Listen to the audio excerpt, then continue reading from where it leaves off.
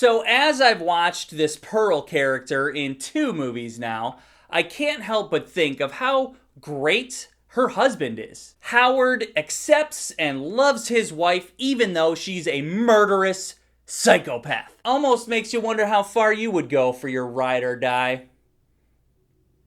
Or even what she's capable of.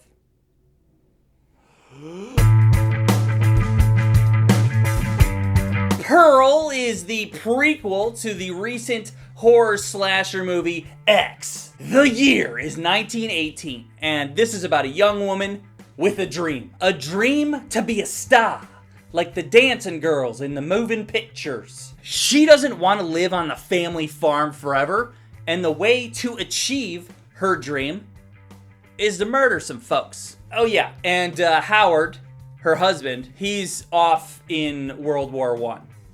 Our titular character, Pearl, is played by the wonderful Mia Goth. Mia Goth.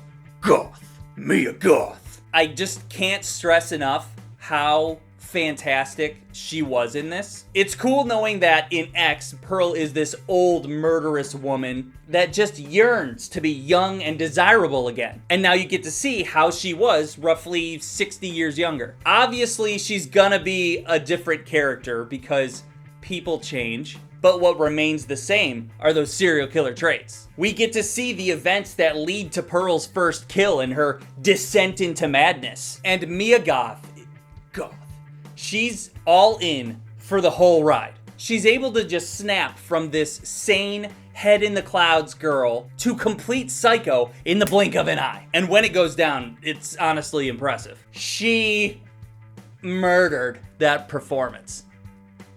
Totally killed it. I'd say the other standout performance in this was from Pearl's mother, played by Tandy Wright. What a ruthless character.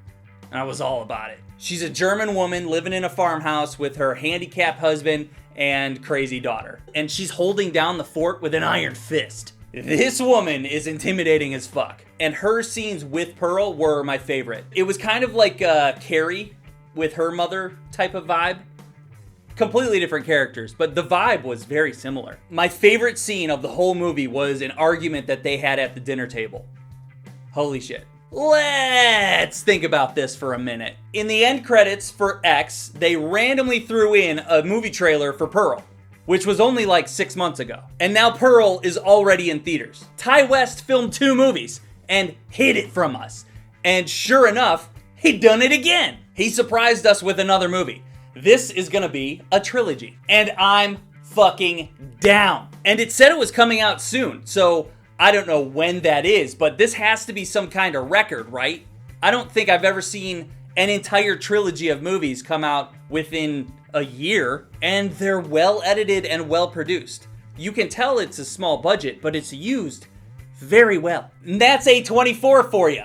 Letting the creators create. A24. Straight up, I did like Pearl, but not as much as X. And if people disagree with me, I totally understand. Pearl is its own thing, and when it comes to Pearl versus X, I just kinda steer more toward a straight up slasher versus a descent into madness. And as a character study of someone that's becoming totally crazy, it was great. The movie captured this time period so well. With the font, with the music and how it was shot, and how the characters talk to each other. So the time period here takes place during the Spanish flu. And they really make a point to acknowledge that. Yep, it's 1918 and there's a pandemic going on. And they had several comments about wearing masks and not catching the bug. And here's my thing. I get it. I hear you loud and clear. But is it necessary in a movie about killing people? Do we have to make pandemic parallels here in a movie where I'm looking forward to people dying? Not really necessary. Was it scary? No. I wouldn't say it was scary. It had some creepy moments, but the only thing that really kind of freaked me out was the exact same thing that really freaked me out in X. If you're curious about what that was, link in the description. Pearl's father is handicapped. He can't move at all or speak. The idea that she can do literally anything to him and he can't do a single thing about it, that's pretty unsettling. And I thought they handled that well.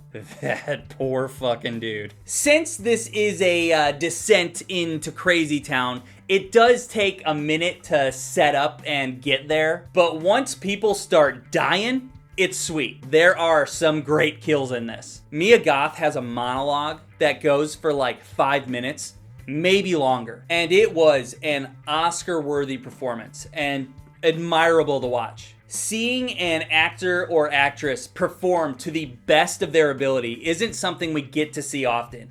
And Mia acts her ass off. If anything, see this for her performance. The rest is great too, but she is awesome. And obviously watch X too. Probably watch X first.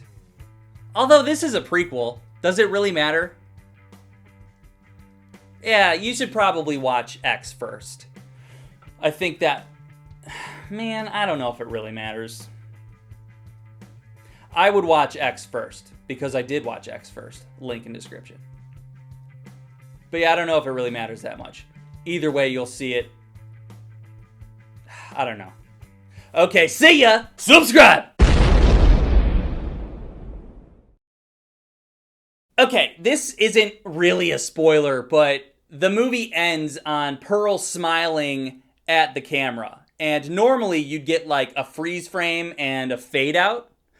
Not here. They just stay on Mia's face, smiling at the camera, holding that smile, and I'm pretty sure she didn't blink for the entire credit sequence. Now that was fucking scary. Probably the scariest thing in the whole movie. Ugh.